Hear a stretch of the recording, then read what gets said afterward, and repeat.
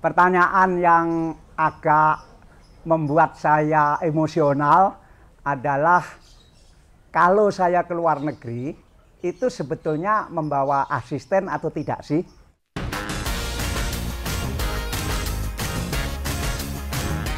Kenapa emosional? Karena saya ini sekarang udah 4 bulan tidak keluar negeri. Jadi pertanyaan ini membuat saya sangat emosional.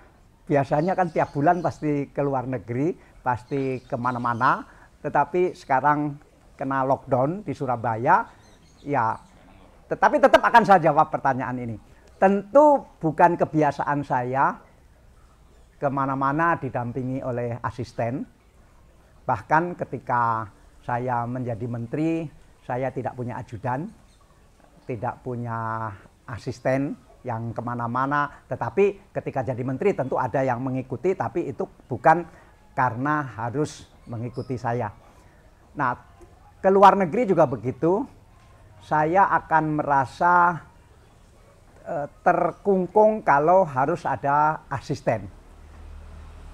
Dan kalau ke Amerika kan gampang sekali. Begitu turun di bandara, langsung sewa mobil di bandara itu, kemudian setir sendiri kemana saja.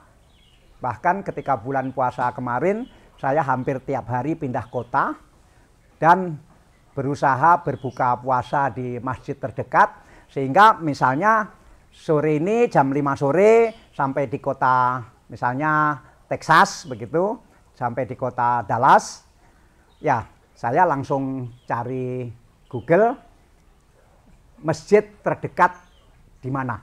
Kemudian di situ ada pilihan-pilihan, ada yang 10 menit lagi, ada yang 15 menit lagi, ada yang 5 menit lagi, tinggal saya pilih. Dan saya tidak pilih-pilih masjid apa, ya saya langsung pilih yang kira-kira berdekatan dengan waktu buka puasa. Sehingga kadang-kadang saya ketemu masjid ahli sunnah, yang orang-orangnya dari Timur Tengah. Kadang-kadang saya ketemu masjid Ahmadiyah, yang orang-orangnya dari Pakistan atau India. Bahkan saya pernah ketemu masjidnya orang Syiah. Jadi ya saya buka puasa di situ, kemudian saat maghrib di situ, kemudian makan-makan di situ, dan saya siap-siap habis makan mau ikut taraweh. Terus kemudian pengurus masjidnya azan. Loh, berarti sudah adzan Isya. Dan kemudian sebentar lagi taraweh. Loh, ternyata setelah sholat Isya nggak ada taraweh. Kemudian saya tanya, loh, kita nggak taraweh? Loh, nggak ada katanya. Saya lupa.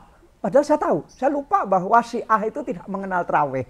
Jadi ya sudahlah, hari itu saya tidak taraweh, saya tidak sholat taraweh, saya ganti ngobrol-ngobrol dengan orang-orang Syiah di masjid itu. Nah, fleksibel sekali pergi seperti itu. Tentu kadang-kadang saya dikontak oleh mahasiswa kita yang ada di kota itu, dan hampir di semua kota ada mahasiswa dari Indonesia. Saya di Turki, sampai di pedalaman Turki ada mahasiswa Indonesia. Di tempatnya Maulana Rumi itu ada beberapa mahasiswa Indonesia. Di tempat yang sangat pedalaman Libanon ada mahasiswa Indonesia. Sehingga seringkali juga ketika misalnya di Beirut ada telepon, Pak Dahlan saya dengar ada di Libanon, barusan menulis, bisa nggak kita ketemu? Ayo kita ketemu. Di mana? Ya kamu pilih di mana tempatnya. Kemudian dia memberi kabar tempatnya di satu restoran, dan ketika saya datang ke situ kaget, yang datang 35 orang. Ini untung saya bawa dompet. Kan biasanya kan saya nggak bawa dompet. Nah, seperti ini sering terjadi juga, sehingga meskipun sendirian, hampir tidak pernah merasa sendirian. Selalu ada mahasiswa Indonesia di kota-kota itu. Nah, pertimbangannya tidak ada asisten, memang saya tidak terbiasa ada sekretaris, saya tidak biasa ada asisten, saya tidak biasa ada ajudan. Bahkan di kantor pun saya tidak ada sekretaris dalam pengertian misalnya yang membuatkan surat, yang mengkonsep surat, tidak pernah ada. Karena toh itu prosedurnya terlalu berbelit yang seperti itu. Biasanya justru saya yang bikin konsep surat, saya serahkan ke sekretaris dalam pengertian itu, kemudian dia bikin langsung tanda tangan lebih cepat yang seperti itu. Jadi soal tidak membawa asisten ini karena kebiasaan, mungkin karena saya terlalu lama jadi wartawan. Jadi wartawan itu sangat independen, sangat mandiri. Biasa semuanya dilakukan sendiri. Dan saya kalau ke luar negeri, saya tidak pernah bawa koper besar, sehingga ya saya tiap hari cuci baju, cuci celana, bukan tiap hari, artinya cuci sendiri di kamar mandi, dan simpel sekali. Sehingga kadang-kadang saya berpikir bahwa saya punya teman yang sekelas saya, yang biasanya selalu melaundry bajunya di hotel. Bahkan celana dalam pun di laundry. Nah, itu bukan saya. Saya selalu cuci sendiri. Dan tiap hari cuci karena apa? Supaya cucinya cuma 2, kaos dalam sama celana dalam. Kemudian besok mungkin 2 hari sekali cuci agak banyak baju, celana dalam, kaos kaki, dan seterusnya begitu. Nah, yang motret atau yang membuat video siapa? Nah, biasanya teman-teman yang ketemu di tempat itulah yang saya minta bantu untuk memotret atau bikin video. Bahkan kadang-kadang orang yang tidak kenal sama sekali. Dari pengalaman saya, ketika minta tolong agar difotokan atau minta tolong agar divideokan, 99% orang senang dimintai tolong itu. Saya hampir tidak pernah atau tidak ingat bahwa ada yang menolak atau yang merasa tidak mau.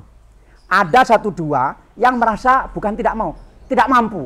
Saya nggak bisa Mr. Dahlan, karena biasanya saya memperkenalkan diri dulu. Nama saya Dahlan dari Indonesia.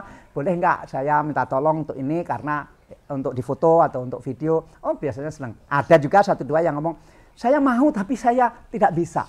Nah, kemudian nanti dia panggil temannya yang lebih muda, biasanya begitu.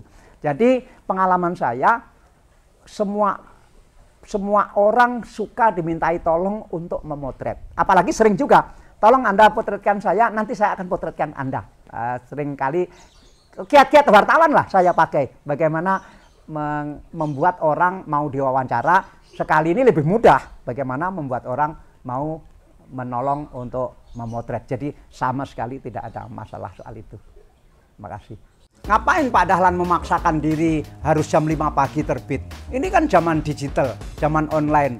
Kan tulisan bisa diupload kapan saja, bisa diupload dari mana saja, tidak harus terikat pada jam 5 pagi. Ngapain susah-susah seperti itu?